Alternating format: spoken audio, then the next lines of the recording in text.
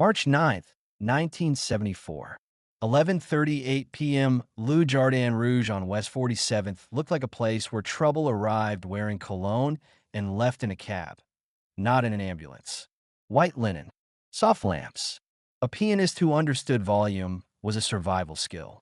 Nicky Barnes sat in a booth angled toward the room because he liked to see danger before it touched him. Midnight blue suit, thin chalk stripe, cuffs sharp, hands still. Across from him, Lena wore a black dress that made the waiters glance twice and pretend they hadn't. She turned her champagne glass by the stem like the night belonged to her. Nicky's calm wasn't romance. It was control.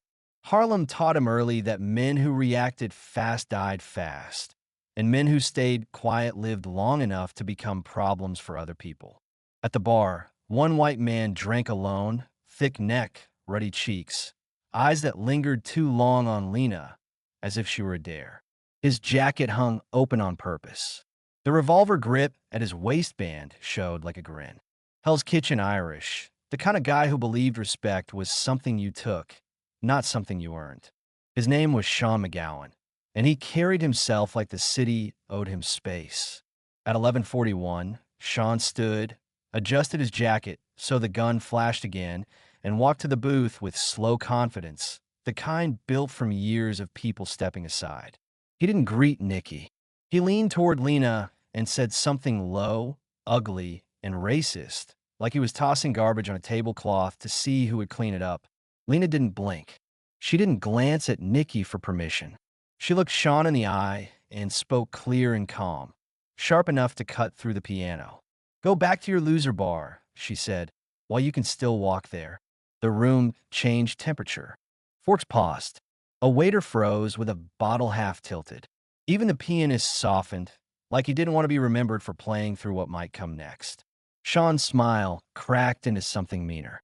He flicked his eyes to Nicky for the first time, just long enough to decide whether the man in the suit was prey or problem. Nicky looked back with nothing on his face.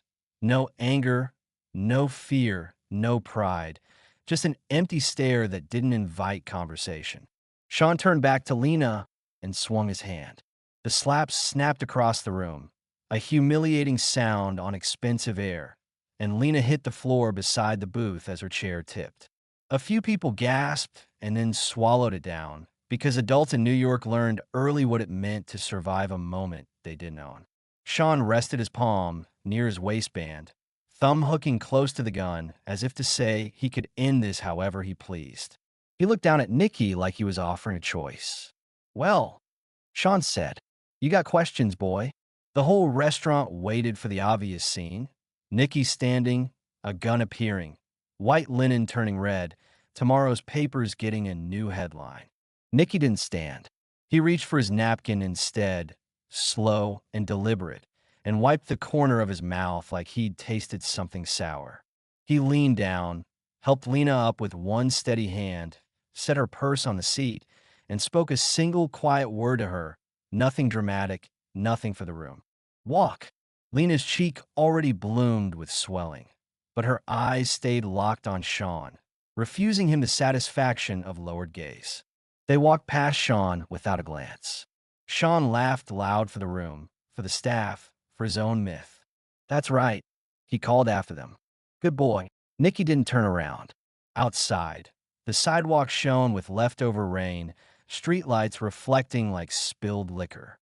A black Cadillac Eldorado rolled up exactly on time, driver staring forward like nothing in the city surprised him anymore. Lena slid in. Nicky slid in beside her and closed the door softly, like he didn't want to disturb the calm Sean thought he'd stolen. The car moved. Lena finally let out a breath that sounded painful. "You did nothing," she said, not pleading, accusing. Nicky watched neon pass in the window like the city's pulse.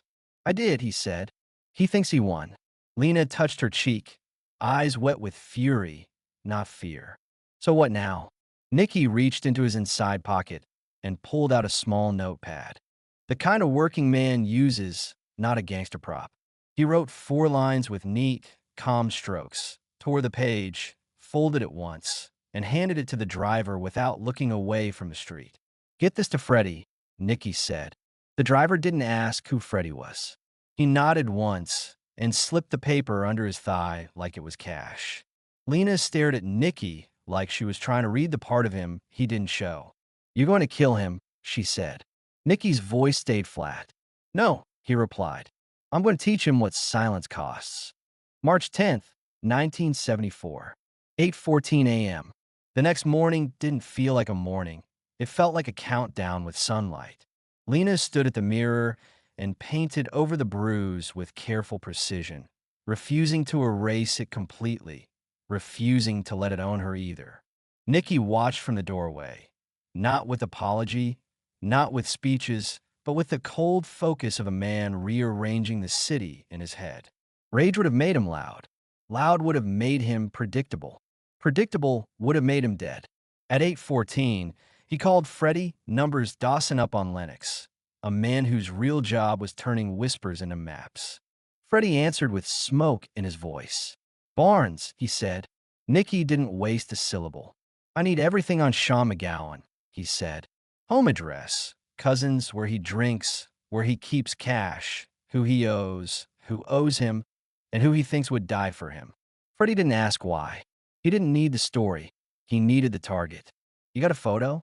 Freddie asked. Nicky looked at Lena's reflection and said, "I got proof." At 9:02, Nicky called Detective Paul Rizzo, Manhattan South, a cop who kept his hands clean in public and his pockets full in private. Rizzo's voice carried a tired irritation that was half real and half performance. "Barnes," he said. "Paul," Nicky replied. A pause, the careful space where men decide if a conversation is worth a risk. "You ever hear of Sean McGowan?" Nicky asked. Rizzo's breath shifted. "Hell's Kitchen," he said. "Why?" Nicky's tone stayed mild, as if he were asking about a restaurant reservation. "I want his problems," he said. "Not his stories. His problems."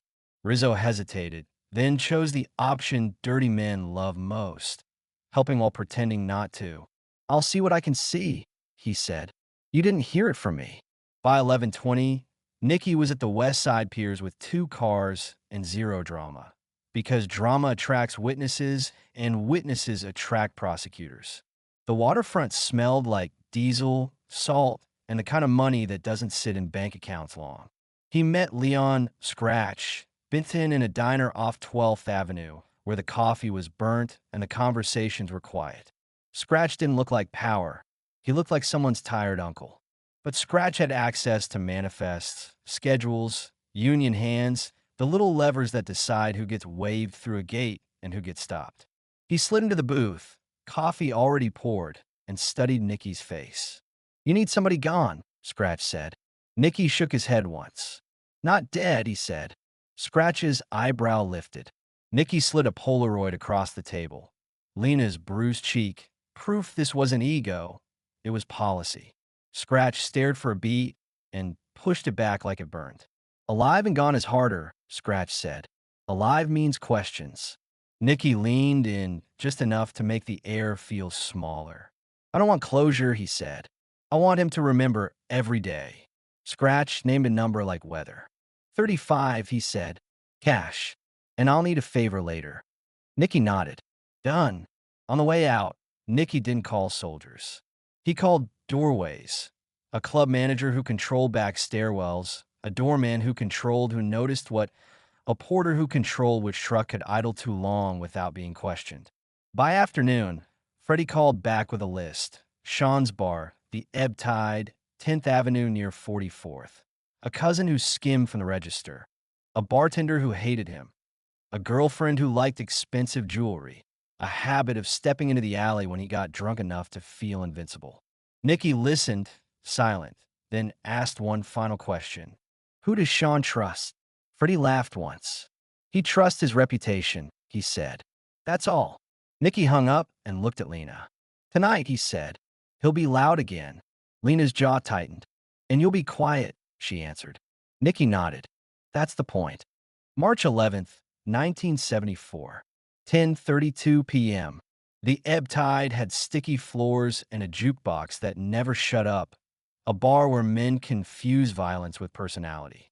Sean McGowan walked in that night, like a champion returning from a war nobody else fought, slapping the counter and demanding whiskey as if the bottle owed him gratitude. He retold Midtown with extra seasoning, making himself bigger and Nicky smaller, laughing at the part where the Harlem suit stayed seated while Sean taught the girl manners. The laughter around him wasn't joy. It was fear dressed as approval. Sean fed on anyway. He didn't notice the new man at the far end nursing ginger ale, newspaper folded but never turned. He didn't notice the second guy outside by the payphone, pretending to search his pockets for coins while keeping the door in his peripheral. He didn't notice the delivery kid who came in through the side entrance with a cardboard box and left without asking for a signature. That's how it begins when someone professional decides you're done. Not with a shout, but with the world quietly adjusting its furniture around you. At 11:18, Sean stepped out back into the alley, too drunk and too proud to wait for the bathroom. The alley smelled like wet brick and garbage and old beer, a place where people become stories without anyone hearing the transition. Sean hummed to himself while he fumbled with his belt, confident in the kind of safety that comes from never imagining consequences. A voice behind him said, calm and plain, "You Sean?" Sean turned, annoyed, hand drifting toward his waistband on reflex. The man behind him was average in every way. No tattoos, no swagger, no memorable face. Exactly the kind of face you forget while you're bleeding. "Who's asking?" Sean snuffed. The man's mouth barely moved. "Somebody who heard you like to talk," he said. "Sean, isn't it? I don't know you." The man nodded, like that answered everything. Sean took one step forward and the night snapped sideways. Something hard struck the back of his head. Not theatrical, not cinematic, just enough to drop him into darkness. He hit the wet ground, and the jukebox inside swallowed the sound. Hands lifted him. A car door opened, then closed softly, like a polite cough. March 12th, 1974.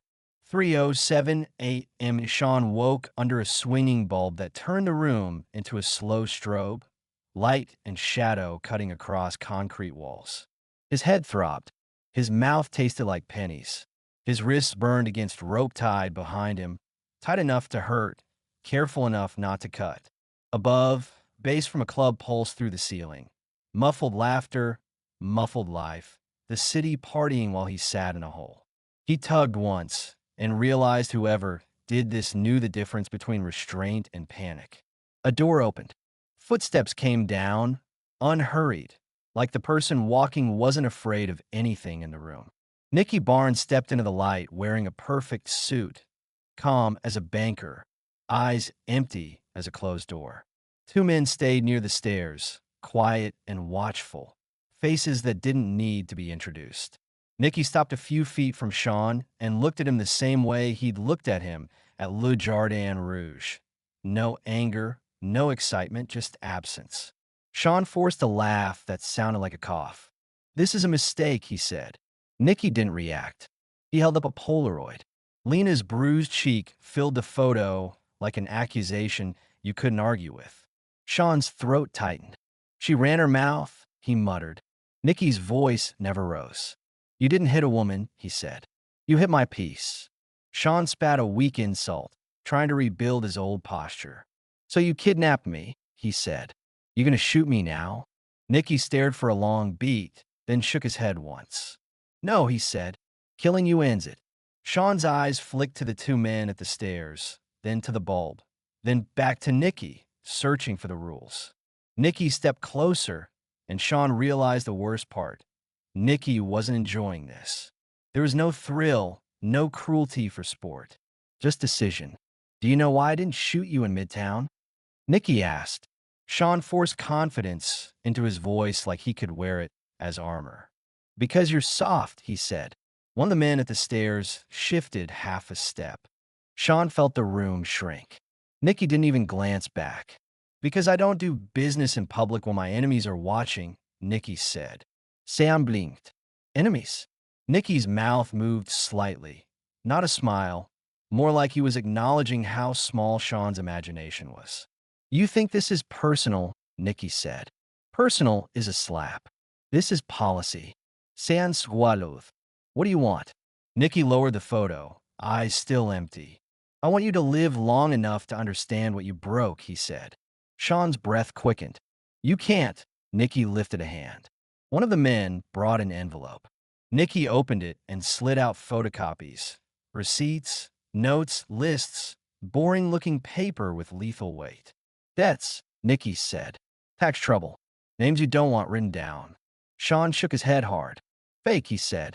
Nicky nodded once. Paper doesn't need truth, he said. It needs filing. Another man walked into the light, then. Freddie Numbers, smoke in his eyes, a quiet grin that didn't reach anywhere warm. Your bartender took 500, Freddie said. Your cousin took 1,000. Your best friend didn't take nothing. He just hates you. Sean's face drained. My people will come, he said, voice cracking. Nicky's eyes sharpened for the first time, a flicker of real steel. Your people are already choosing, he said. Then he asked softly, You got a mother? Sean froze. Don't, he whispered. Nicky's calm made it worse. A mother who goes to church, he said. A sister who thinks you're a big man. A neighborhood that laughs with you because it's scared. Nicky leaned in close, and Sean could smell expensive cologne and certainty. You want a room to see you slap her, Nicky said. Now the whole city is going to watch you disappear. Sean's voice rose, desperation wearing anger's mask. You can't erase me. Nicky straightened, smoothed his cuff like this was an appointment, and said the sentence that sounded like a locked door. I don't think, he said. I know. He nodded once. A hood went over Sean's head. Hands lifted him. The club music upstairs swelled, and someone screamed happily at a song, and Sean understood the city would keep dancing without him. March 13th, 1974. 5:52 a.m. Dawn hadn't arrived yet. It was that thin, gray hour when the city looks honest for a minute. The dock smelled like salt and diesel and metal. Forklifts beeped in the distance. Men moved like shadows, doing ordinary work that sometimes wasn't ordinary at all. Sean stumbled forward under the hood, wrist bound, guided by hands that didn't care if he tripped. A gate opened. A truck rolled. Papers changed hands quickly. Scratch Bennon's voice stayed low. No name. No papers. No questions. Another voice answered, Money's good. The truck door slammed. The bolt slid home. Hours later, the freighter's horn rolled over the water, and the city kept breathing like nothing had happened. In Hell's Kitchen, men searched bars, apartments, alleys, asking too loud, threatening too small. In Harlem, the rumor traveled quieter. Barnes stayed seated, Barnes stayed silent, and the loud man vanished anyway. September 4th, 1974. 6:28 a.m. The knock wasn't loud. It didn't have to be. When the system comes, it comes with paperwork, not rage. Lena woke before the sound even landed, as if her body recognized danger faster than her mind. Nicky opened his eyes and listened, counting footsteps through the door like a man reading a clock. Too many, too controlled, too official. Police, a voice called. Open up. Nicky stood calm, pulled on pants, and walked to the window, just enough to see the street below. Unmarked cars, men in suits, one uniform pretending this was normal. Lena came up behind him, voice tight. What do we do? Nicky didn't look away. Nothing fast, he said, and that was the last lesson he could offer in real time. He opened the door. A man held up a warrant like it was a passport. Nicholas Barnes? He asked. That's me, Nicky said. They entered polite, professional, reading charges in clean words that built cages. As cuffs clicked, Lena stepped forward, fury shaking her. This is because of one night, she spat. Nicky turned his head toward her, and for a second his expression softened, not with comfort, but with truth. It's because I made them notice me, he said. Outside, cameras watched like hungry mouths. A reporter shouted about Sean McGowan. Nicky didn't answer. The car door shut, sealing him in with the system's calm certainty. Somewhere far from New York, a man who used to be Sean lived without a name anyone recognized, alive but stripped of money, crew, and identity. Killing into story. Erasing makes it echo. Harlem kept the echoes simple. If Barnes goes quiet after you touch him, start packing.